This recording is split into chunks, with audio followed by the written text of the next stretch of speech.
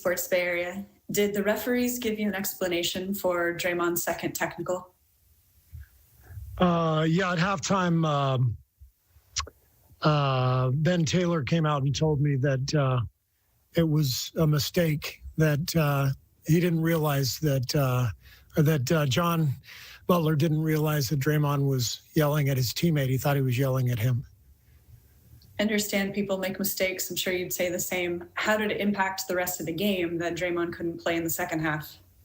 Well, I mean, obviously, Draymond is, one of our best and most impactful players. So it hurt us, but we were playing very poorly to that point anyway. So I'm not going to talk about the officiating. I'm going to talk about our poor play.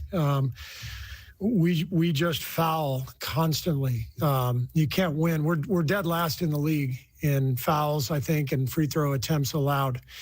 And you can't win games when you just foul. You're constantly having to bring the ball up out of the net after the team shooting free throws. You can't build any rhythm at all. We had 4 fouls in the first 55 seconds of the fourth quarter. So we are who we are, and I obviously have to do a better job. We're undisciplined, and we've got to find a way to defend without fouling, obviously.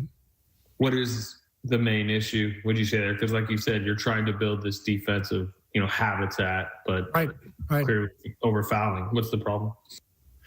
Mindless reaching, mindless decision-making. Defensively. I mean, we've got a very long and athletic team, and we've got an opportunity to be very good defensively. I've been touting our defense, especially since Draymond came back. But play after play, you got, guards getting into the paint, and, instead of having to shoot a floater over James Wiseman or Draymond Green, we're just hacking guys from behind right across the wrist as if we're going to get a steal or something. So we're just totally undisciplined defensively. Generally, we play hard, and I love our guys' effort. But, I told them the other day that it's hard to win in this league night after night on talent and emotion. You can't count on that. There's going to be nights where you go 9 for 38 from the three-point line. And there's going to be nights when you're tired and you're on the second night of a back-to-back and you don't have the same juice. And so the way to win those games is by executing, taking good shots, having good defensive balance, defending without fouling, rebounding, being solid. So we are not that team yet. So I'm hopeful that we can get there. But right now we are, as I said, dead last in the league in free throws allowed,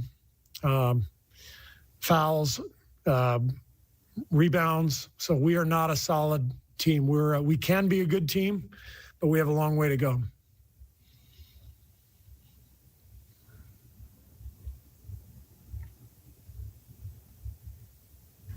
Hi, Steve. Carlos Ramirez, NBC Bay Area and Telemundo.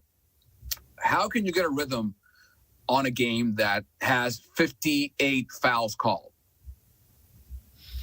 You can't. Totally. You can't.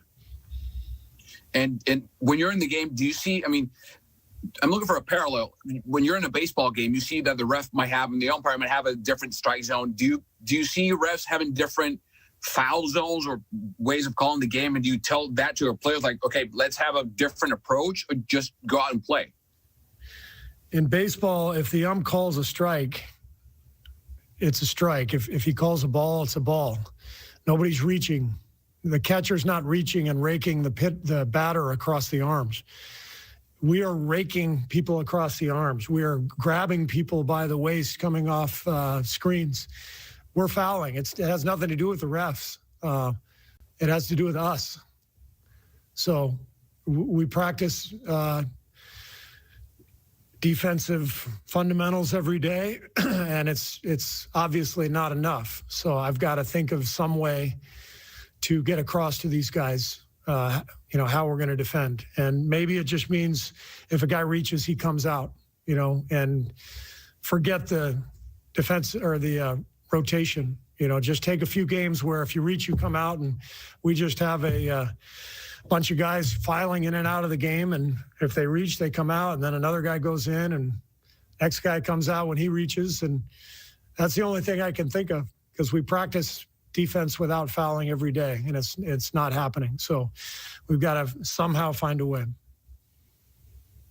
Steve, Kendra Andrews, NBC Sports Bay Area, you were just talking about different tactics to try and improve some of those things. And earlier on in the season, you said you would have to adjust your coaching for this kind of team, a team that's trying to work their way back up in the league. How are those adjustments going for you? Do you think that you need to make more adjustments moving forward? Yes, the main adjustment I need to make is to get across to the team that we can't defend without fouling, or we're not going to be good. So I have to figure out what that adjustment is.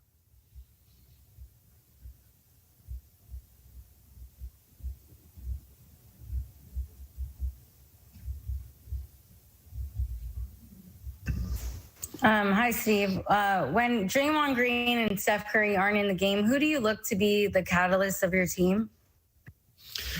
Well, the reason I put Nico Mannion in the game in the third quarter, I was looking for a spark, and he's an excellent passer. And with Draymond out, obviously Steph is going to draw a lot of attention, and I wanted to put another ball handler into the game to get Steph off the ball. But, you know, Steph and Draymond are our leaders.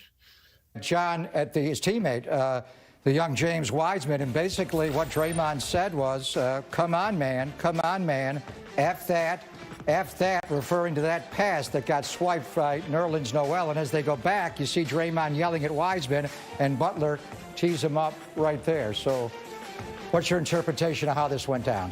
I think, you know, it was the wrong call, in my opinion. You know, this happens, you know, throughout the course of the season when you're trying to throw the ball in the post and, you know, your guy might not seal him, or, you know, it might be a bad pass. So I think it was just the wrong play, the wrong time, and I think the referee thought he was talking to him. And it looked like Draymond was upset with James Wiseman for not holding off Nerlens Noel. A similar play happened with the Lakers, where Draymond tried to throw the ball to James Wiseman. He didn't catch it. To me, I was always taught it's always the passes. You know, he's in control of what happens. And if the ball's turned over, it's the passer.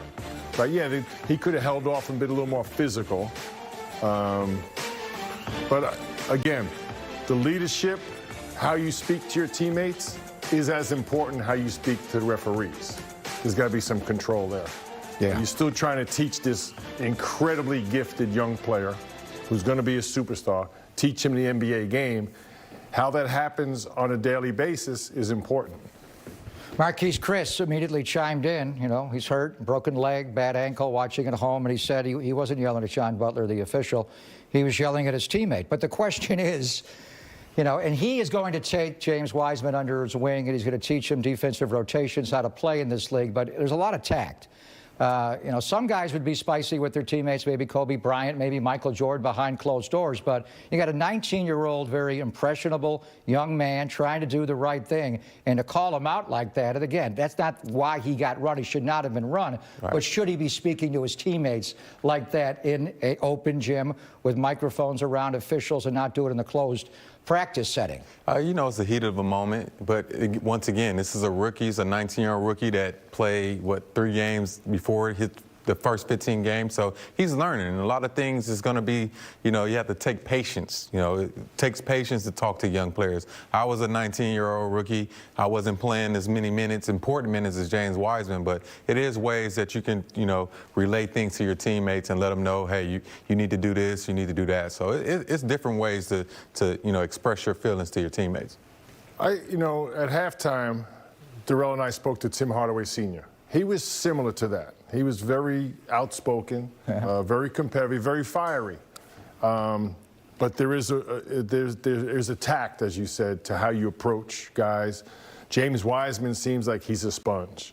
He wants all the information, and how that's relayed is important. And everyone has their own style, right? You got to be true to your personality. Steph is very laid back. Draymond's a fiery, competitive guy. And that may be their relationship. I don't know what goes on behind closed doors. Yeah. How do you think this is handled among the coaching staff? Does Steve say something to Draymond? Yes, we got it wrong. Maybe we should have a mechanism to challenge this and look at this and go back and listen to the audio. Hey, John Butler, he's not yelling at you. Right. He's yelling at his teammate. But why is he yelling at his teammate? I think like that? for sure. Is that something Steve should bring up to Draymond? I'm with Darrell. I think it was totally the wrong call by the referee. Draymond Green should not have been ejected. Yeah, so I think that should be a challengeable call. And I think they could easily go, they have the audio, as you said.